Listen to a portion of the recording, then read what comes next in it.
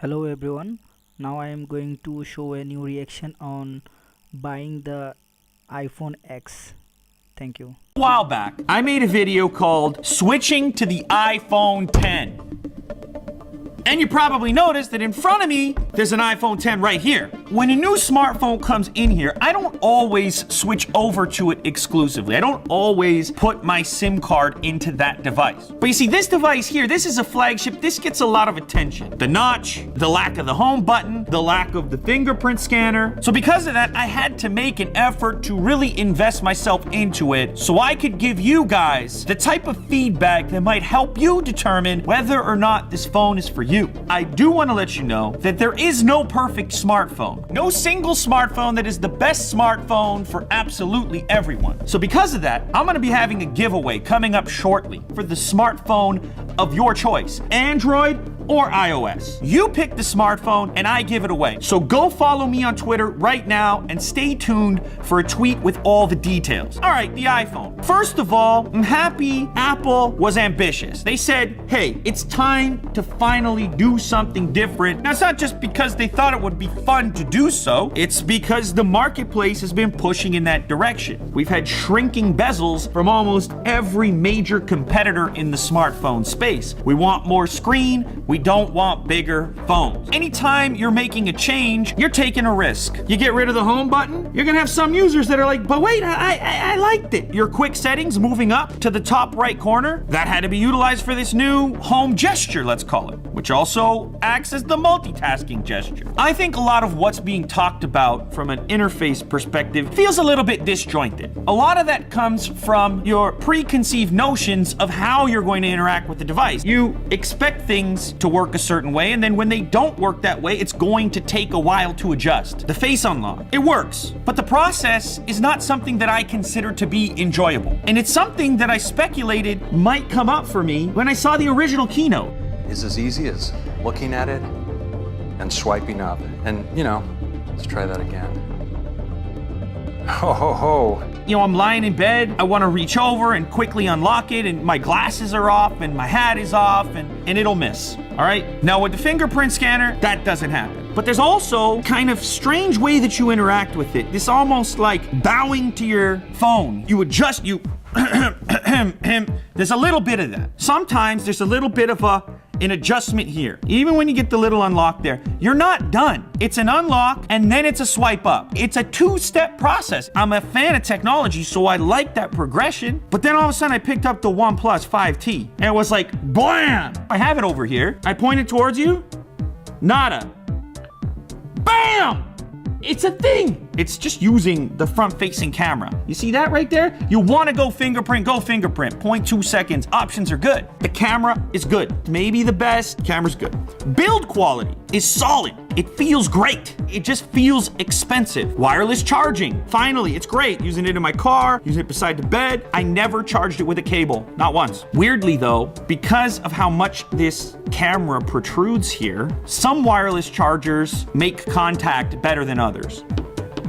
That camera hump rears its ugly head as well. The speaker, the second loudest speaker that I tested on a smartphone after the Razer phone, which is huge and has these giant speaker units. I want to give you the backstory on how I got to this phone as my daily driver. Galaxy S8, moved on to the S8 Active, bigger battery, to the Pixel 2 XL. We got the fancy wallpaper with the waves coming in beautifully. Took the SIM and I put that into the Razer phone. My goodness, with the 120 hertz, yes! That's what it should look like. Comes at a cost because you're not getting an OLED display. I gotta have the OLED.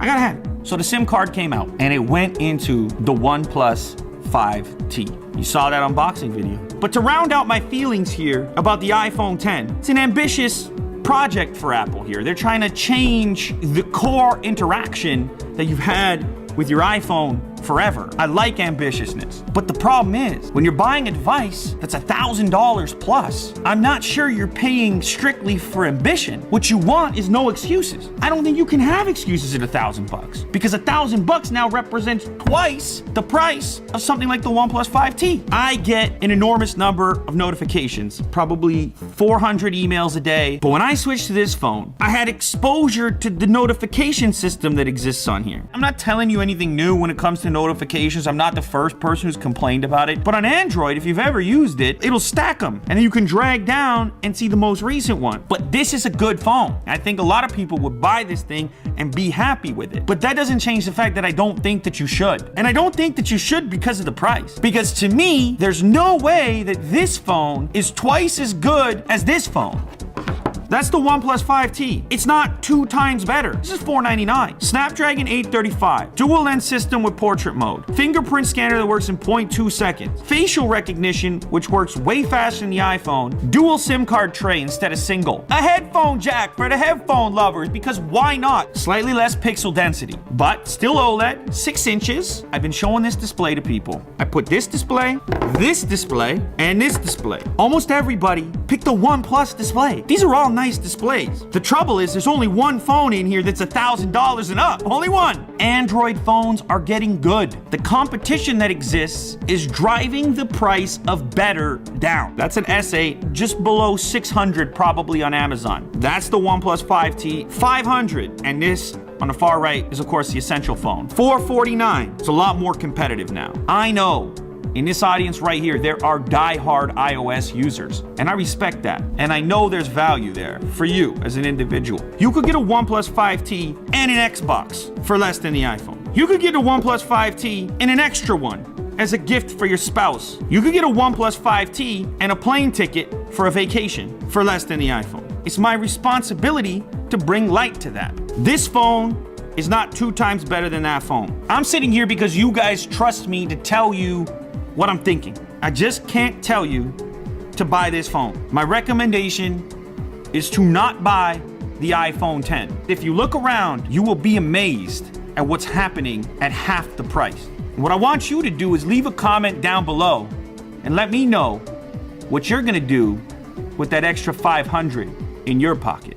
This episode of Unbox Therapy has been sponsored by GoDaddy. You've probably heard of them. It's the place where you might have registered a domain in the past. And now they've got this new thing called Go Central, so you can very easily build your own website, probably in under an hour. Now here's the thing, you can use Go Central on a laptop, on a desktop, but also on a mobile device. You could be sitting there in a coffee shop on your smartphone, setting up your new project. Head over to the link down in the description for a 1-month free trial, and there's no credit card needed for that trial. So you can mock up your own website and you can do it for free thanks to GoDaddy. And because of their sponsorship, we're able to give away a bunch of smartphones. In fact, 3 smartphones that I'll be giving away on Twitter. So go follow me there, and the smartphone is gonna be your choice. If you happen to win, it could be any of these. It could be a Pixel 2 XL, it could be the Razer phone, hey, even the iPhone 10 if you think it's perfect for you, or even ones that aren't here. If you win this giveaway,